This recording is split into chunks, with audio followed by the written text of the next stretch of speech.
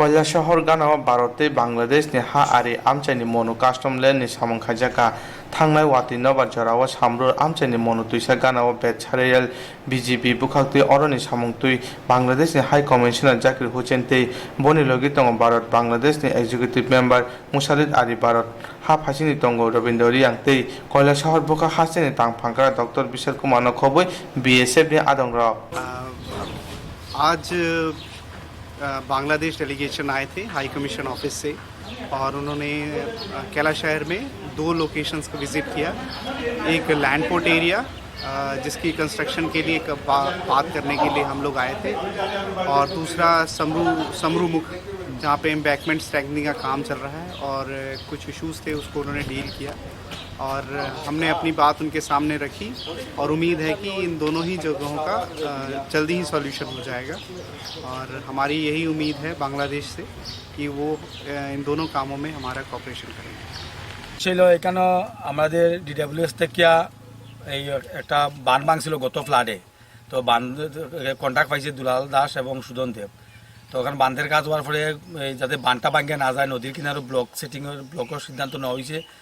Block যখন বানানিয়া block setting হওয়ার সময় বাংলাদেশ থেকে বিজিবি আইয়া বাধা দেয়। বাংলাদেশের যে বিডিআর তারা আইয়া বাধা দিছে, দেওয়ার পরে তারা বন্দুক লইয়া গালাগালি করে আমরা শ্রমিকরে দৌড়াইয়া দিছে। তো এই ব্যাপারে আমরা ডিএমরে জানাইছি, আমরা ডিপার্টমেন্টে জানাইছি, বিএসএফরে জানাইছি। জানানির পরে আমরা সাংবাদিক আনছি, আনার পরে সাংবাদিকও এটা যখন খবরে আইছে এখন আজকে ডিএম আইছেন, বাংলাদেশের ডেপুটি কমিশনার আইছেন, আমাদের ডিপার্টমেন্টের এক্সিকিউটিভ অফিসাররা যারা এরাও আইছেন, এসডিও আইছেন, সব আইছে, তারা আজকে এটা দেখিয়া গেছে। তো আমরা দেখাইলাম যে আজকে আমাদের এই কাজটা যদি তাড়াতাড়ি না হয় তাহলে আগামী যে বৃষ্টি পড়তেছে এখন এই বানটা আবার ভাঙবো। তো এই বানটা তাড়াতাড়ি ব্লকটি সেটিং করা হয়। এখন আমাদের যে সীমানাটা এই নদীর এপারে আমাদের 600-700 মিটার হলো ইন্ডিয়ার জায়গা, তারপরেও তারা আইয়া এই বান্ধের কিনারেও তারা আইয়া বাংলাদেশি বিডিআর আইয়া বাধা দিতেছে। তো আজকে তারা আইসে, আমরা তারা সবরে শুনাইছি, যদি তারা এটা অতি সত্তর যদি সমাধান না করে তাহলে আমরা আমাদের গ্রামবাসী লইয়া আমরা একটা বৃহত্তর আন্দোলন তৈরি করবো এবং আমরা ডিএমের কাছে ডেপুটেশন দিব। প্রয়োজনে আমরা আমাদের এখানে যেভাবে হোক আমরা যাতে আমাদের সম্পত্তিটা ফেরত পাই।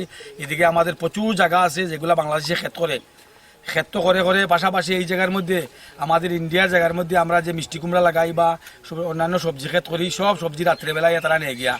তো আমরা 4টার পরে আমাদের গেট বন্ধ হয়ে যায়, এরপরে আমাদের পাবলিকের এদিকে যাইতে পারে না। এই কারণে এই সুযোগে তারা বাংলাদেশের বাজারেও তারা এই মিষ্টি কুমড়াগুলো আমাদের ইন্ডিয়া যদি 100টা হয় তো বাংলাদেশ 300টা যায়। এইভাবে আমাদের কৃষকরা মরতাছে।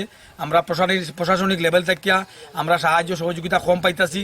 তো প্রশাসনিক লেভেল থেকে সাহায্য সহযোগিতা হয়, যদি না করে তাহলে আমরা একটা বৃহত্তর আন্দোলন গড়িয়ে তুলব।